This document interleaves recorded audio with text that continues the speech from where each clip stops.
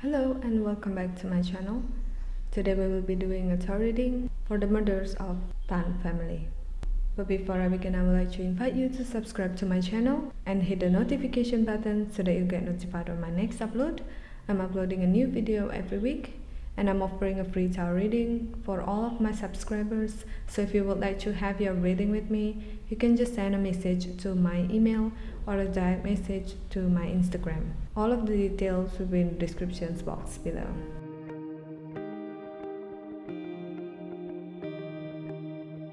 The Geylang Bahru family murders occurred in Singapore on the 6th of January 1979.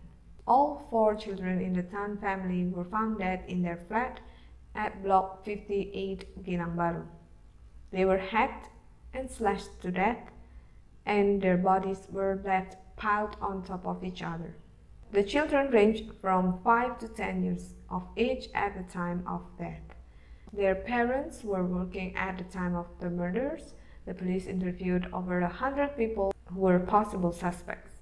However, the case remained unsolved.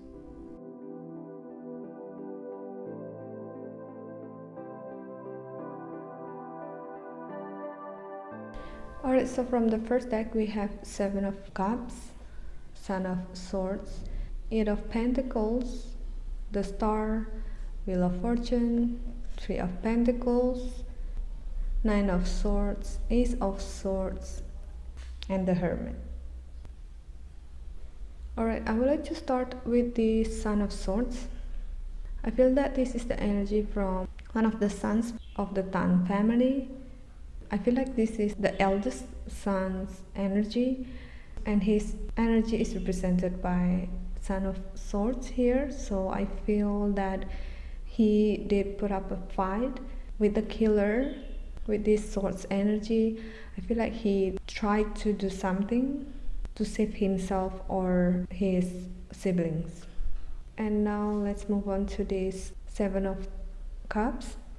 I feel that this card is talking about the time of the murder.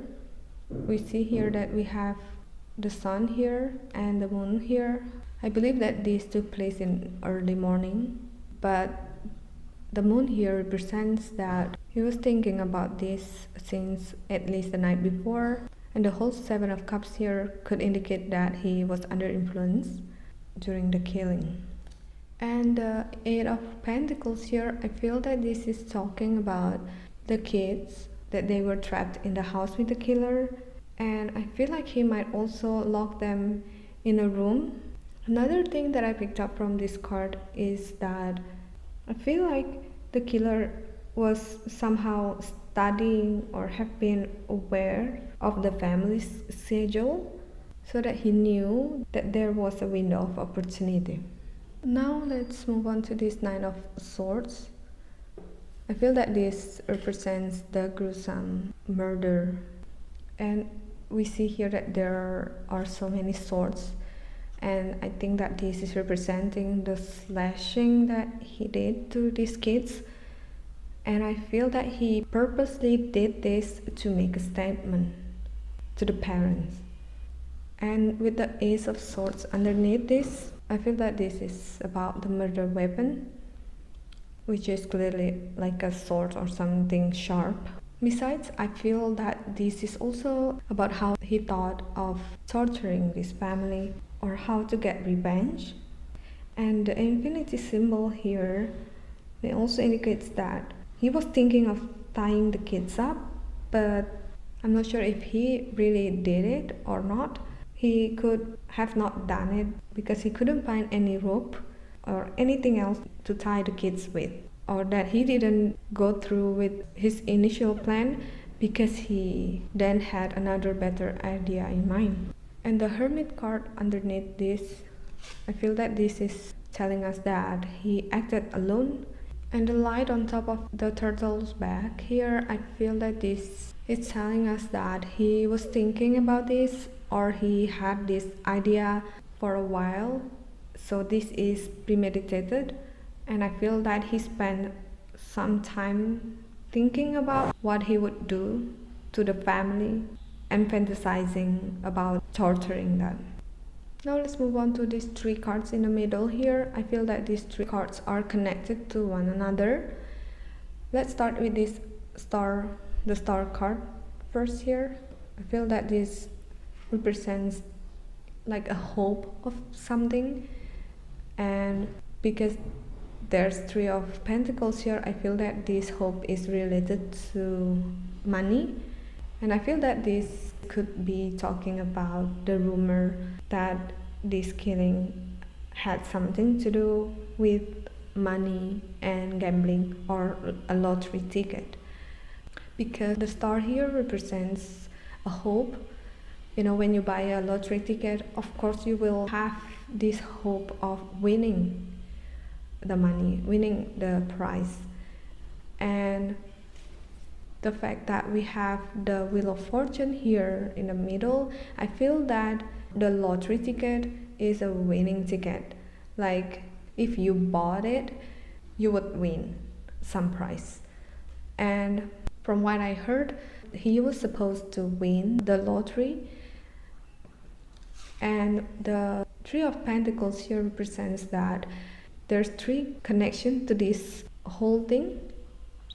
And in order to win the prize, he needed some sort of help or a collaboration. And it explains that the couple were the one helping him. So it's between the three of them.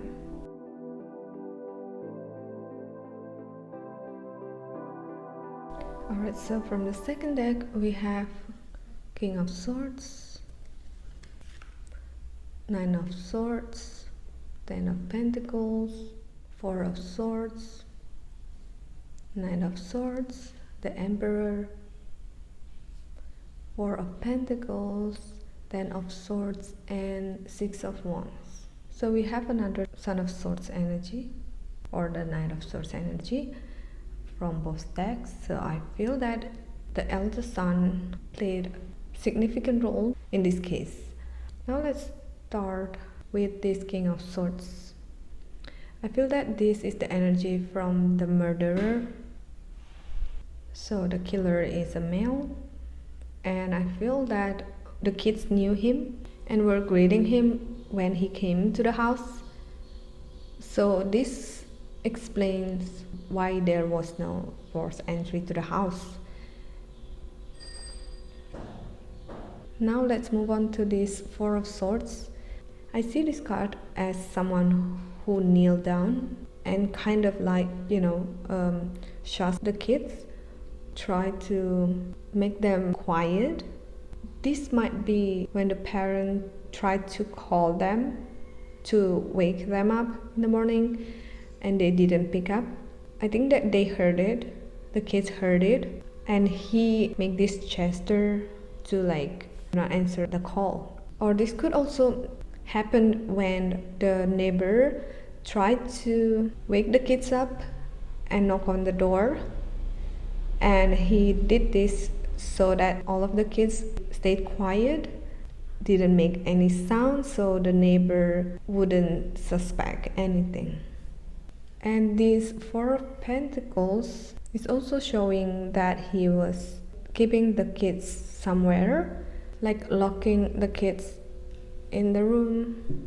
I also feel like he brought something for the kids, like toys or candies that would occupy the kids for some time. He gave it to the kids and they were excited, and he asked them to stay in the room. This way he could take the kid one by one and kill them one by one. This way the other kids would not get alarmed or scream or try to run and get help. Now let's move on to these three cards in the middle here. I see this as a sequence that is started with this Nine of Swords, where this big bird was the predator and this young man was the target. And I think that this symbolizes the killer, and this is one of the kids, which probably the eldest son that was represented by the Knight of Swords in this reading. He came and took him out, wanting to kill him, but he put on a fight. You see that this Knight of Swords is holding a knife here. I don't think that this is literally that the son was holding a knife or something like that, but he did try to fight back. So this sword symbolizes determination or strong will to get away from the murderer. Unfortunately for him, he had no advantage of winning. First, because he was on the edge here, and I think that this means that he was trapped, so he had limited movements. And the second is because of the size. He was relatively smaller than the killer, so he didn't have enough strength to take down the killer. And then this Ten of Swords shows that the kid was defeated with all of these wounds, and the killer then carried him. But in this case, I feel like he didn't move the body to another room or something like that, but instead the movement here is talking about how he carried the body and stacked them up. Now this Two of Pentacles indicates that he was thinking whether to clean the murder weapon and just leave it in the house or to carry it with him.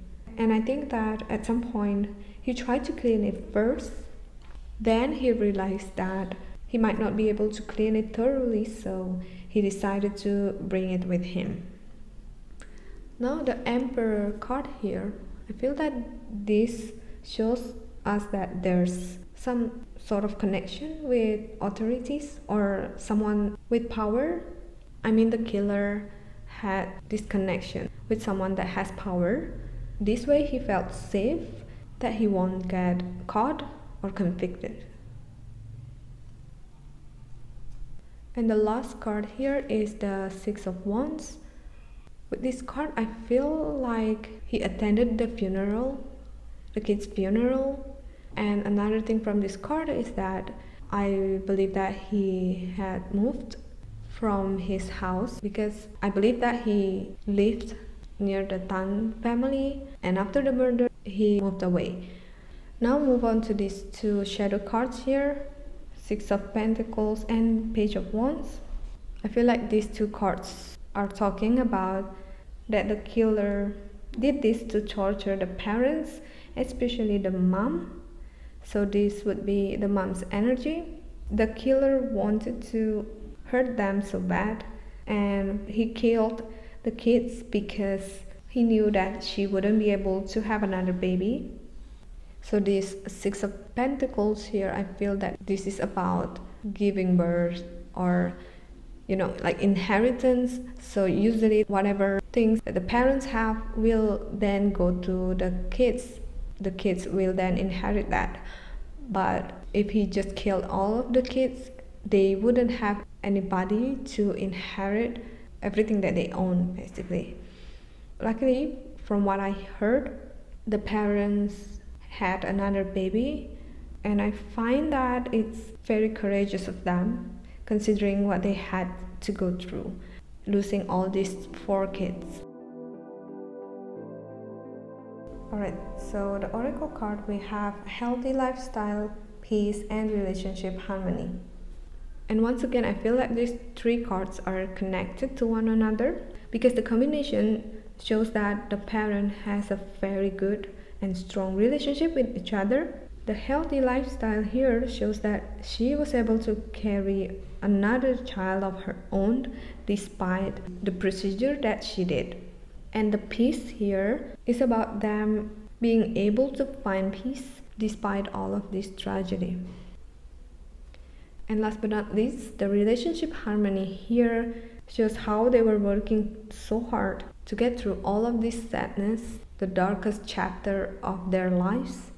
And I feel that they understand that they need each other in order to stay strong. So yeah, that is all the reading about Tan family murders. I would like to hear your thoughts about this case, so please share it in the comment section below. Thank you so much for watching, and I hope to see you in my next Unsolved Cases reading.